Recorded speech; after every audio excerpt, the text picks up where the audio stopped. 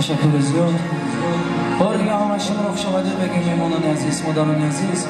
خوش آمدید باید طرف خانه مبارک باشه تو و همه را مسئول موافقی طلب سرده رسی بر شما.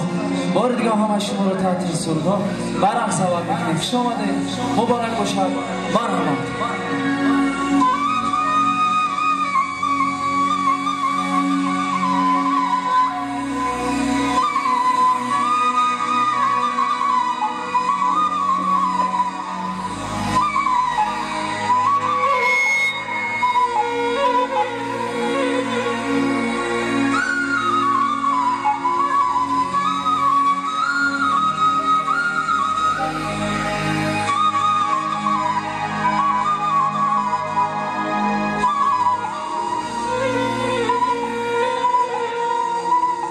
مبارک شد مرا مسئول محترم.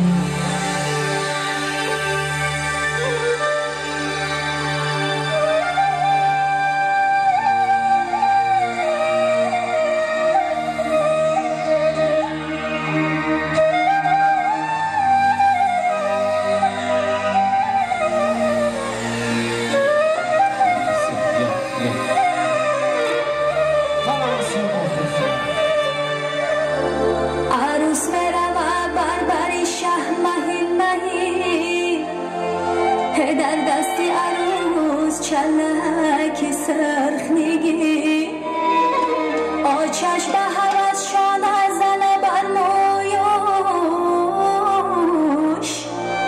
این روز میرمه دخترکی خشویوش اچا دیره بسر کن وقتی رفتن دوستان خبر کن وقتی رفتن